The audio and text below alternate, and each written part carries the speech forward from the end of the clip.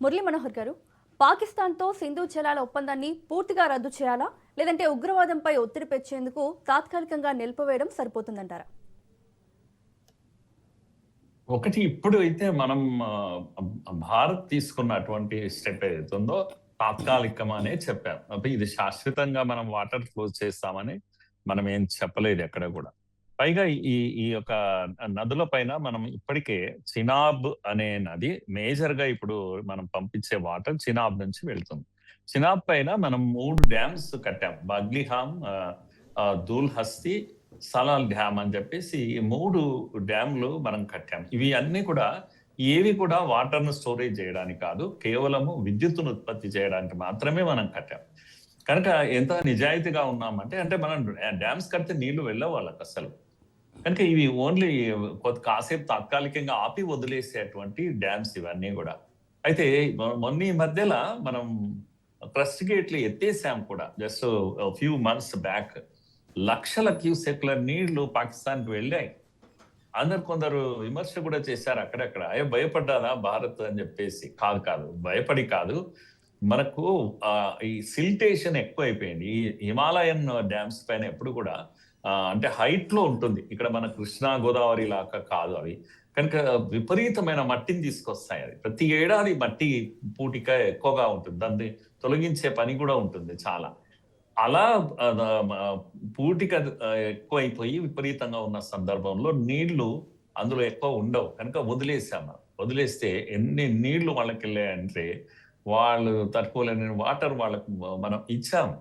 కనుక మనం మొండిగా ఏమీ లేమి ఎక్కడ కూడా. మనకు అవసరం లేనప్పుడు ఆపేసి తర్వాత వాళ్ళని ఏదో ఇబ్బంది పెట్టాలి, ఆకలితో చావాలి మనుషులు అక్కడ అన్నంత అమానవీయంగా మనం ఏ రోజు కూడా మనం వ్యవహరించలేదు, ఇప్పుడు కూడా వ్యవహరించడం లేదు. పాకిస్తాన్ కు రిపీటెడ్ గా మనం ఒకటే మాట చెప్తున్నాం, మీరు ఆపేసేయండి, ఉగ్రవాదాన్ని ఆపేయండి, నదీ జలాల విషయంలో మనము సంధి రివ్యూ చేసుకుందామని కూడా చెప్పాం మనం. కనుక పునఃసమీక్ష చేసుకునే హక్కు మనకుంది, పాకిస్తాన్ కూడా ఉంది.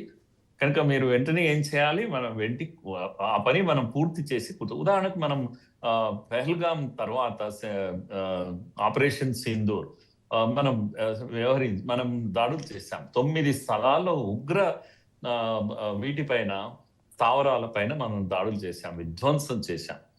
కనుక పాకిస్తాన్ ఏమంటుంది ఇప్పుడు షహబాజ్ నిన్న స్టేట్మెంట్ లో అంటే, మేము మొన్న యుద్ధంలో పెహల్గామ్ దీని తర్వాత మేము ఆ యుద్ధంలో మిమ్మల్ని ఓడించాం, అందుకే మీరు తట్టుకోలేక మీరు ఏం చేశారు అంటే నా సింధు జలాలను ఆపారు అని ఇలా వ్యవహరిస్తుంది పాకిస్తాన్. కనుక మీరు అంత బలంగా ఉన్నారు కదా, మీరు బాంబులు వేస్తారా ఇప్పుడు ఈ డ్యామ్స్ పైన? వేయండి, మరి వేస్తే జరిగేది ఎవరికి నష్టం? కనుక యుద్ధం చేస్తారా మీరు?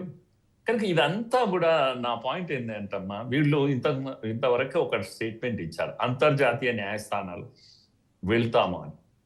ఇంతవరకు వెళ్ళనే లేదు, ఏ కేసు వేయలేదు. మరి ఎందుకంటే చట్టం మన వైపే ఉంది, ప్రపంచ దేశాలను కూడగడతామని చెప్పేశారు.